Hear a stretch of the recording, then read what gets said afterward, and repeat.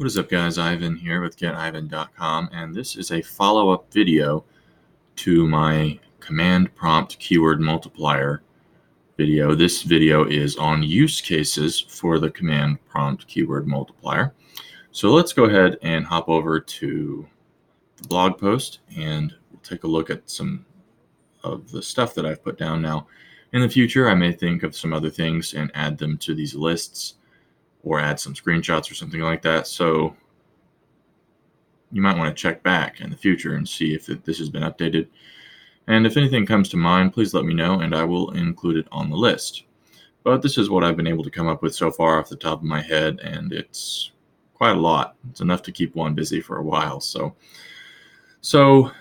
the purpose of this video is to give you guys an idea of what this command prompt keyword multiplier can do, and how you might be able to use it to help you with different things that you're already doing, or to do something that you've never done before that could augment whatever you're doing, etc., etc., etc. Okay. So first reason that I want to cover why this command prompt version is so much better than the versions you find on the web is that there is no limit to the number of keyword permutation sequences. So when we're looking at a free web version, and let me drag this over here so that it's easier to access. Let me refresh this page. So this is Corey Salzano's keyword multiplier. It's free on the web, and looks like it was freezing because I've had a lot of data in there. And this version is something I've used for a long time. It's really lightweight and easy to use, but it is not convenient when you're processing large quantities of data. And that's the reason that the command prompt keyword multiplier is so great. So in regard to that first point, no limit to the number of permutation sequences, as you can see, there are 1, 2, 3, 4, 5 boxes. So with 5 boxes, that means that you could have 5 sequences basically of different chunks of terms that are being permutated together or combined or whatever. Not necessarily combined, but multiplied into single strings, And some users were complaining, some people that I shared this with were complaining that it was difficult to understand what this does. So let me demonstrate that once more really quickly. So if I type in some colors here, red, blue, yellow, pink, purple, gray, black, and then I put in some different other keywords like granite, quartz, marble, stone, so on and so forth. I have entered 1, 2, 3, 4, 5, 6, 7, 8, 9, 10, 11 different terms. And then when I hit go, it actually populates all of the various permutations of those terms when they are combined. So red granite, red quartz, red marble, red stone, blue granite, blue quartz, blue marble, blue stone. And as you add more boxes, in Fort Worth, for example, in Dallas, in Arlington, and so on and so forth, then they become more complex. So now we have even more permutations and variations between these different locations. And this doesn't have to be locations. I mean, it's anything that you can think of. So it could be another description of the product. So it could be granite, quartz, marble, stone, could be granite countertop. Could be, or countertops. It could be granite kitchen cabinets. And I know there's no such thing as granite kitchen cabinets, but I'm just doing this as an example. Actually, kitchen cabinets would not be. Let's do patio. Let's do pool deck. So on and so forth. And so now, as you create different, layers, you get a whole lot more permutations, and it's more complex. Excuse me. So that's the baseline benefit of a keyword multiplier. And so you can use it for all kinds of purposes when you basically need to type out a whole lot of different variations of a thing. But obviously, you don't want to sit around typing 84 different lines of all of these different terms, right? You'd rather just go, here, let me put in a description of a keyword and of a specific kind of that keyword, right? And then you can do a location. Also, there's just so many different layers that you can do. And in this tool, you can only do 5, but in the command prompt version, you can do like an unlimited number. So if you could really get creative and create a bunch of different files, different descriptions, and create some really complex strings of information. Okay, so that's the first benefit, just and a much more immense number of permutations. Second benefit, large scale text string variations. And so this is really just the most basic aspect of it, in that you can, with this tool, opposed to the free versions that you find out there, the number of text variations that you can create is much more significant. So if you're just doing kind of basic stuff, the sheer volume of basic stuff that you can do is a lot greater.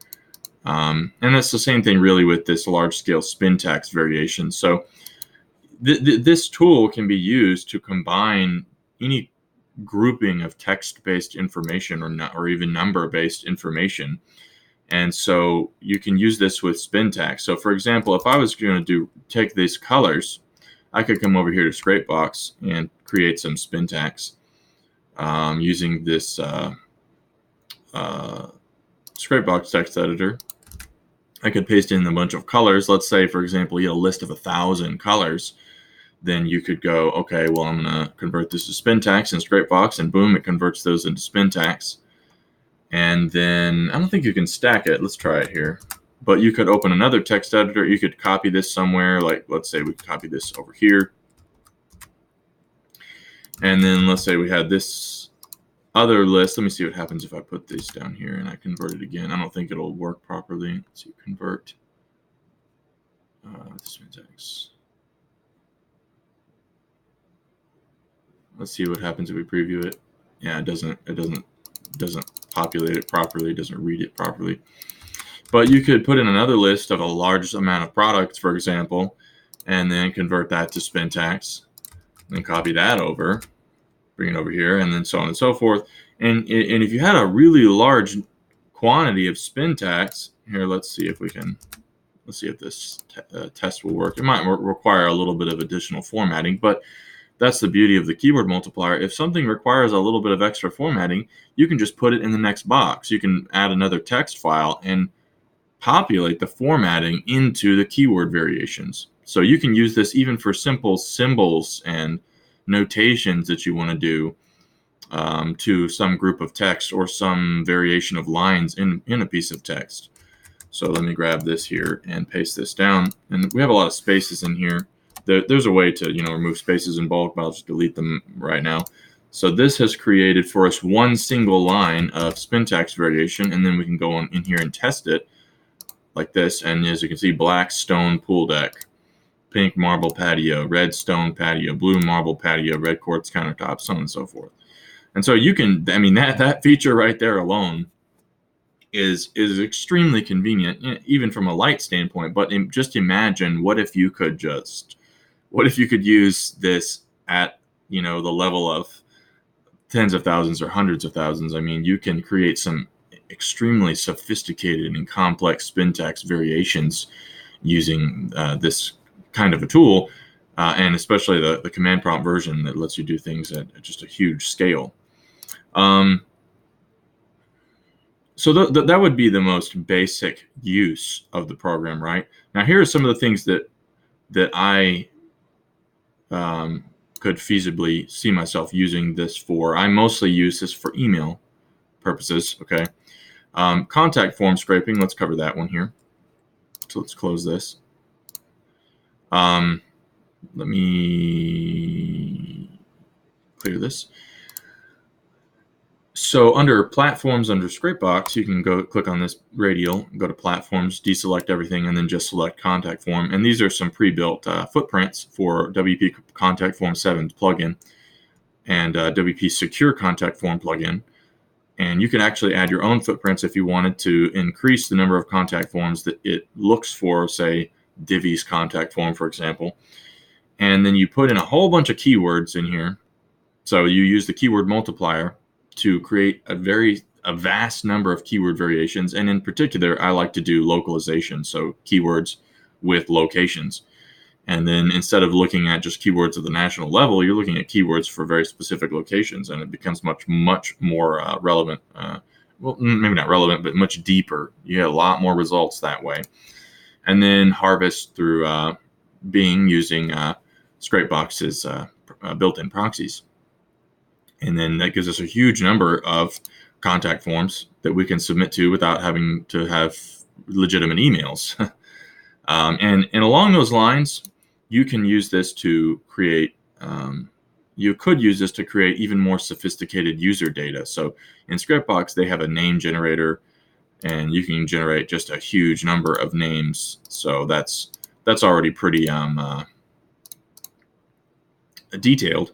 So as you can see, their system has 5,400 or roughly 5,500 names, single first names, and then they have a much larger number of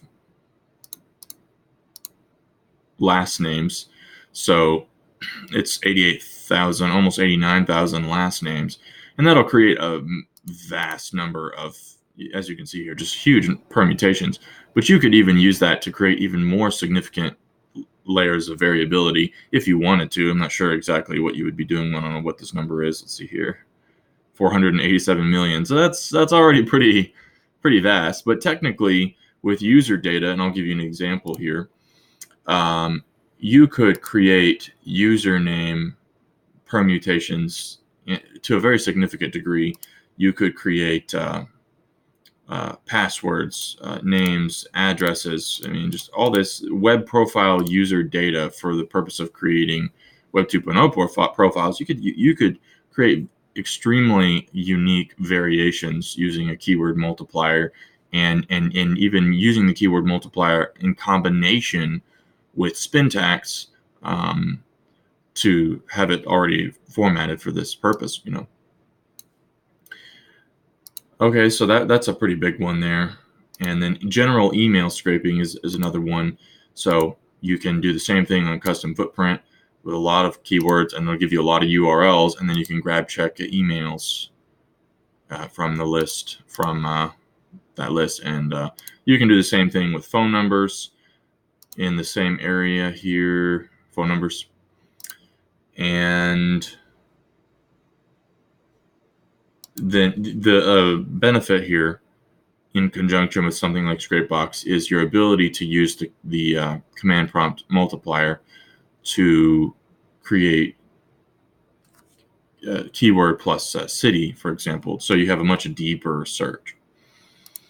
So you can do image scraping. You can do the same thing with whatever variable, whether it's keyword city over here or keyword. You can't do Spintax, obviously. But keyword city or some keyword descriptor or color. I mean, you can have a huge list of colors, huge list of descriptors of various keywords, you know.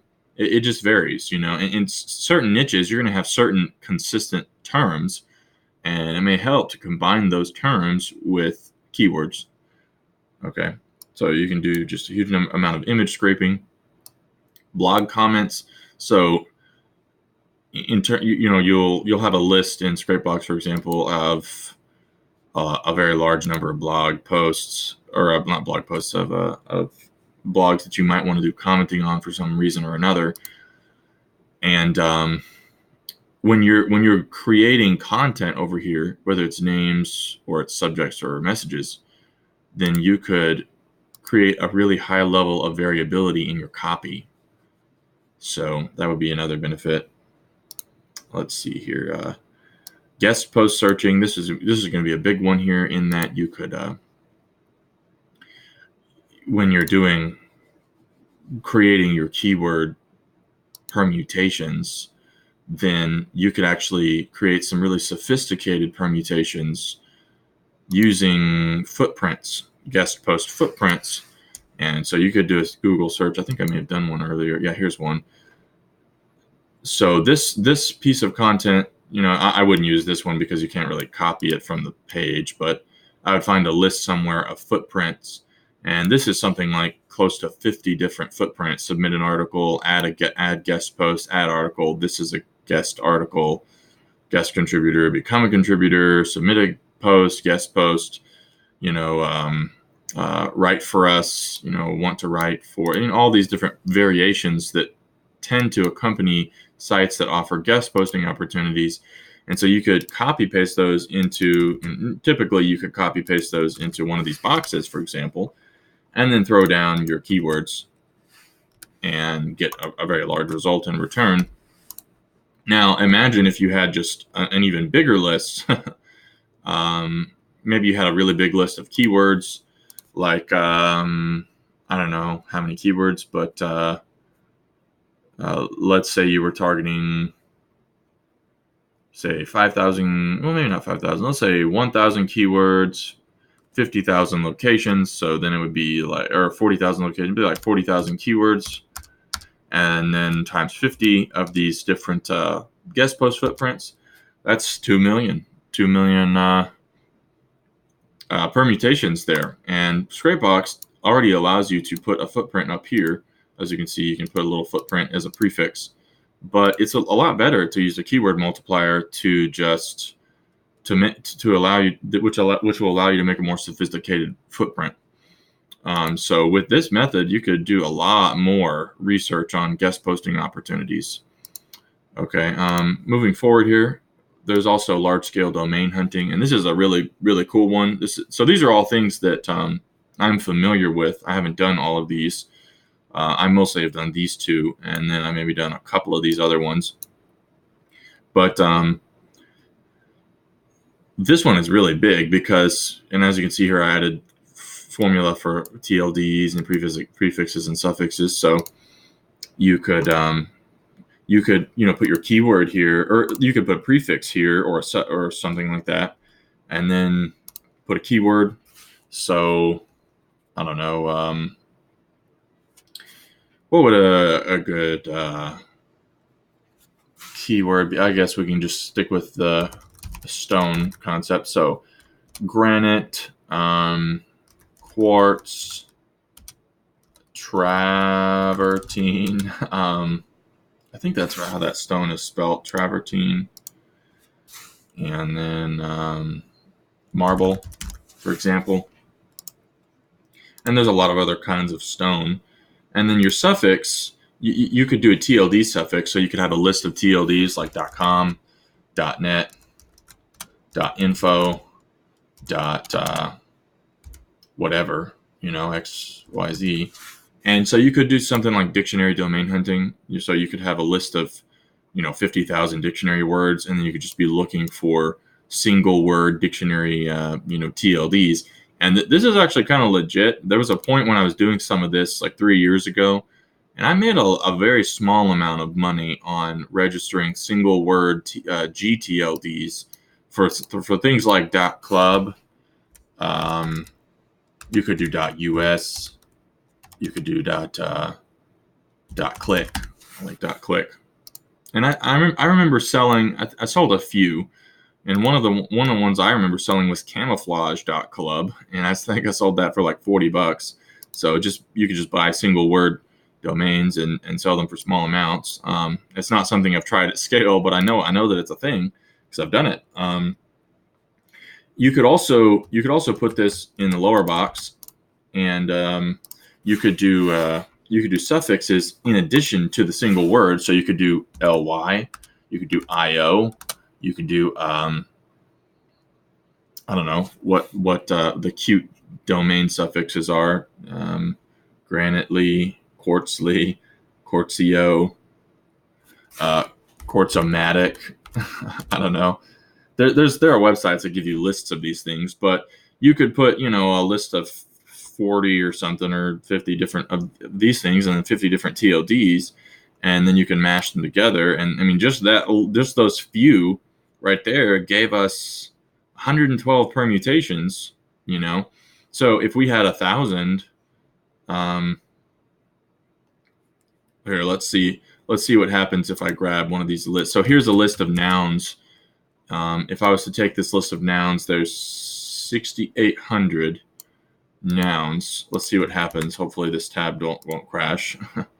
Let's not do omatic. Let's just do EO. And let's not do .xyz, .info. I don't want to do .info. Let's do .org. And actually, let's just keep it simple. These three. Let's just keep it to these three. And LYEO. And let's see how big this goes. So that didn't take too long. That's about 40,000, and I've found that this is capable of doing maybe up to 300,000, but it'll lag, it'll freeze for a little bit. And if you really want to do big data though, and do a really big list, in the millions, this is not going to work. It'll crash, and that's again the benefit of the prompt, the command prompt version. And as you can see, check this out. If I go, I have it already up here. If I create this file,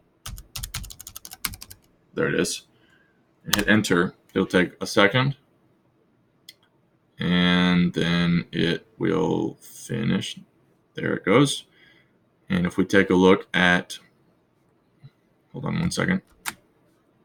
If we take a look at the result, here it is, keyword multiply test. It's about 5 megabytes large. That was just from these two test files. 15 megabytes made a 5 megabyte size file. And if we copy that stuff over here into this area,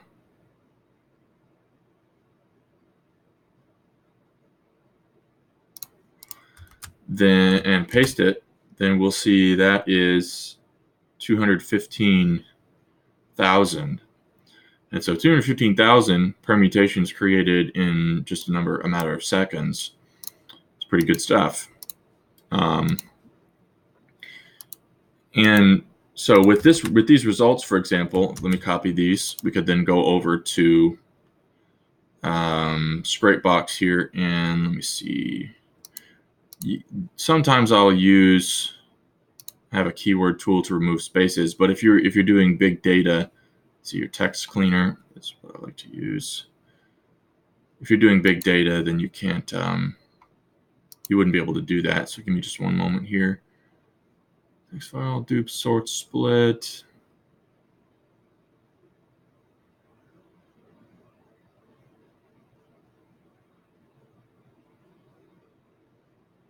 Give me just one second here. I need to find. So basically what you can do then is go into Notepad++ and then just do a find here and find all the spaces. Oops, find all the spaces and replace them with nothing. There we go. And there's a way to do case stuff also. The Scrapebox tool, text editor, has a way to convert first letter of each line of each word to uppercase. And there's another tool that I use online that does case capitalization, but you wouldn't be able to do that with really big data. So then we can take this list here, for example, and come over here to a live check in Scrapebox. And this is kind of a crude way of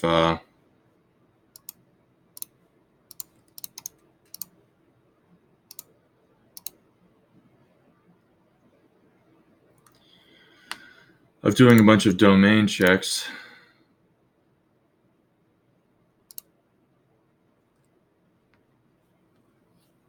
And so we can kind of see what domain names might be available. Now, I wouldn't necessarily do it with some of these LYs, but I think you get my point. Maybe we can, if I was to find a really large list, like, I mean, that's about 6,000 nouns. I'm sure these are all taken. let's go ahead and try this. Oh, I think I already put those. Yeah, I already put those in there. Let's just go on this. So it would be nice to find a really big list of, tens of thousands. I'm sure that that's already been done, but you just never know. In the GTLDs, you could find something and sell it for a small amount. So let's see. Place this.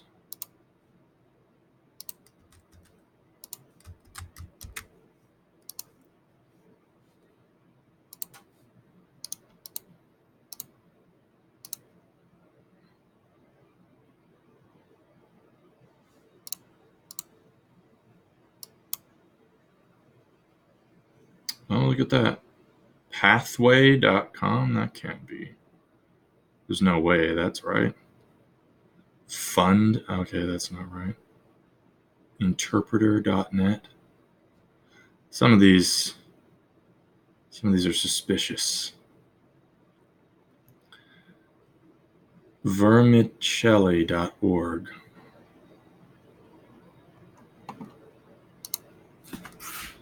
Vermicelli.